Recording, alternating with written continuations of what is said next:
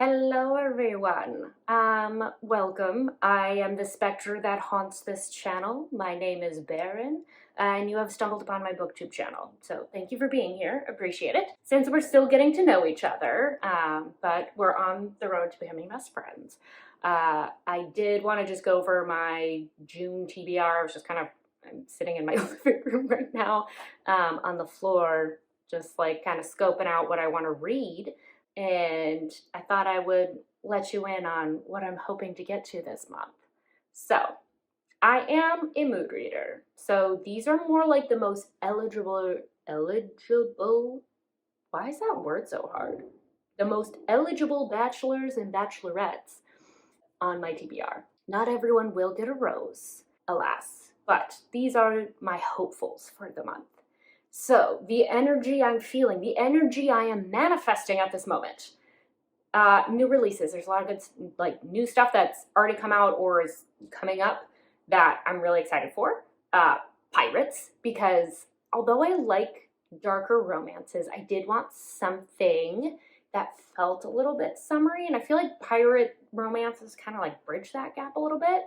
I'm also feeling some new to me authors. I feel like I've kind of been reading from the same girls lately, and while I love them dearly, I'm ready to make some new friends. So, and as always, I'm in for some dark romance. And did I mention something queer? Because it's Pride Month. Definitely something queer. I mean, we have Pride every month, but like especially in June, so like extra Pride. So, those are the energies I'm manifesting at the moment. First up, in the queer and pirate category, I have scrolling Pirates Queen by Riley West. So this is book one in our Shades of the Seas series, and we've got our girl Lucia. She's a queen. She is having kind of a rough go of it though at the moment. So she is supposed to get married to her like rust looking cousin, and she's like not stoked about that. She's also on the verge of war in her like kingdom, so she's having to be really responsible, but girlfriend really wants some adventure. And unfortunately for her, she kind of gets the adventure she never wanted, but when she is kidnapped by pirates. So kind of a classic tale in that regard. So she's kidnapped, and the head pirate, the captain of the crew, our main baddie lady pirate, is Alessandra. Her mom was killed by someone in the monarchy, so she's already not down with the fact that our girl Lucia is here. And also, her crew abducted this queen without letting her know beforehand. So she's like, I hate this situation so much. And in another twist of events, they end up marooned together after they are attacked. They must come together in order to survive. So I thought that sounded a little bit gritty, a little bit gay, but very fun. So that is our first bachelorette. Bachelorette number two. It marries pirates and new releases. I am really excited for A Ship of Bones and Teeth by Karina Halle. So I didn't look up a ton about this. I don't like to look up a lot before I go into a retelling or a reimagining of a story because I feel like I already have a lot of information just based on the fact that I already kind of know some of the storylines that might be used. What I do know about this, it is a dark Little Mermaid retelling. It takes place after the happily ever after the original like Little Mermaid storyline has occurred. And she wants to renege on her negotiation that she made with the Sea Witch. So she's on an adventure to get that figured out and teams up with a pirate who also seems to want to get at this Sea Witch gal. So I'm interested to see where this goes. I feel like with the new live action Little Mermaid coming out recently that a dark Little Mermaid retelling just sounds very juicy. So bachelorette number two. All right, our next two bachelorettes are upcoming releases. So first up, like everyone's mom, aunt, brother, your weird cousin that you only see at Christmas and hardly ever talk to, I'm excited for Powerless by Elsie Silver. It's the fourth book, I believe, in the Chestnut Springs series, which is like small town rodeo. The main characters in this are very like tied to the folks that were in the first book, Flawless. So Winter is Summer's sister, and she's like, I mean, her name's Winter, So this is a little like on the nose. But she's kind of cold-hearted. She's a girl boss. But we've kind of gotten some glimpses throughout the series that maybe she's a little misunderstood or she's a bit defensive as a result of things that have happened to her. Then we have Theo, who is the understudy for Rhett, who is from Flawless. Understudy is not the correct term for Rodeo. So that's definitely a theater term, but I can't think of a better way to describe it right now. But anyway, it's reverse Grumpy Sunshine. So Theo is our sunshine, and I'm so excited because I, as a reader of dark romance, am used to kind of like grunting Neanderthals that are like scared of their feelings. So I'm loving the sunshiny energy that we're getting from him. Some other key things to know.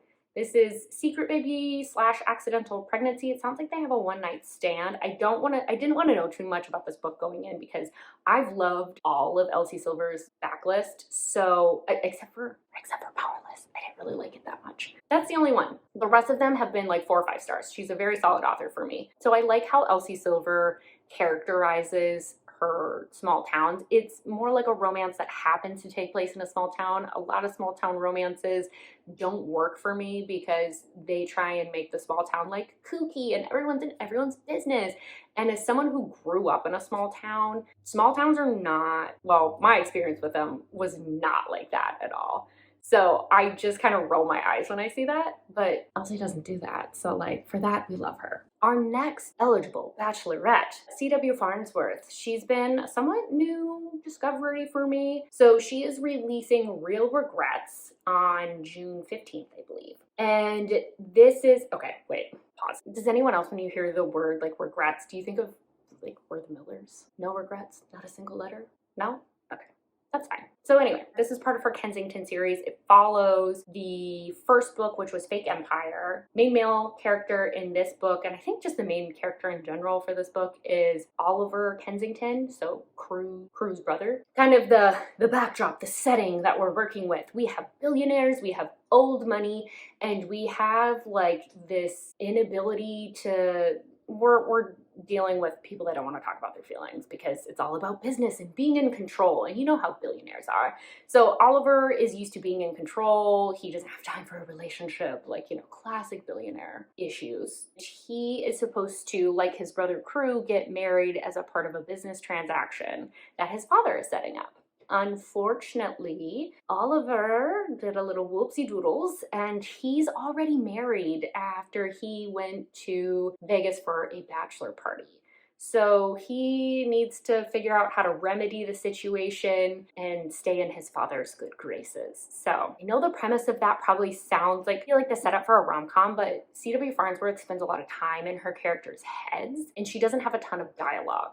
So I know that really bothers some people, so heads up on that one. I really like it because her characters feel really real, and even though the situations, like when I'm describing it, sound absurd, they feel very gritty and real, and like it feels like fully realized characters. So I'm so looking forward to being like back in this like billionaire world that I loved so much in Fake Empire. On the darker side, I have The Hitman by Katrina Jackson. So this is a new to me author, but I do own the physical copy. I picked it up. I liked the look of the cover. It was one of those impulse buys. I almost never do that, so that was kind of a surprise for me. But essentially, we have our main gal, Zara. She's kind of having a rough go, like most of our heroines are in most of these books that I've talked about. But she is engaged to be married, and unfortunately, she finds out via reality TV cameras being shoved in her face that her fiance, soon to be ex, is a lint licker, and he unfortunately cheated on her in a threesome with an exotic dancer and her maid of honor. So our girl's not having a great time. So she decides that she's going to go to Italy in order to mend her broken heart, which, like, good for you. And she ends up in a hotel in a room next to our main male character, Giuliano. I hope that's the correct pronunciation. So he has literally killed to be there, hence the title. So we've got some mafia action, and he keeps hearing this woman like crying in the room next to him, and he's like, I'm gonna go comfort you. and they end up embroiled in some action because of his mafia mob roots. So that sounds like messy and fun. I also have two really popular dark romances, well, popular for indie romances anyway, that I haven't gotten around to yet. I was kind of waiting for the hype to die around these a little bit, just because sometimes I like to be part of the hype, and with these two I was worried it would like taint how I felt about it. So the first one is The Never King, which is a like dark reimagining of Peter Pan by Nikki St. Crowe. I don't know a ton about this one. Again, it's a retelling, it's reimagining, so I don't want to know that much going in, especially because it's a novella.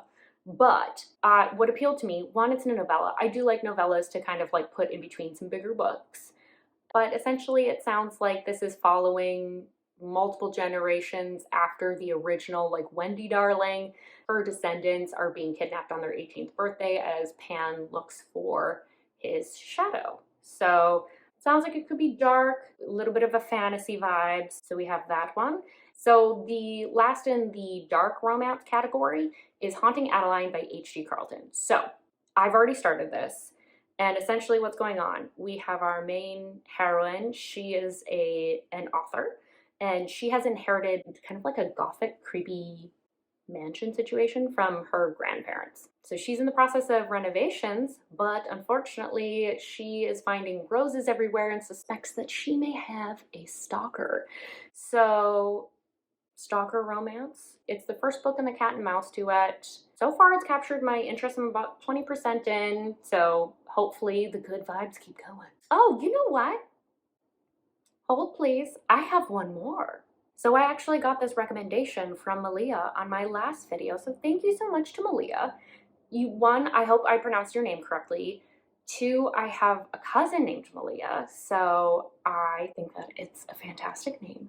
But she had recommended that I check out The Sinner and the Scholar by Lana Pecherczyk. I'm going with a Polish pronunciation, and I really hope that that's correct. So we have our sinner, who is a seductive assassin, it sounds like. So she tries to get at people via using her feminine wiles, which I love in a book because I think that's so fun to read about these women trying to get in the heads of these men using their bodies. So she's the sinner portion of this duo, Sia.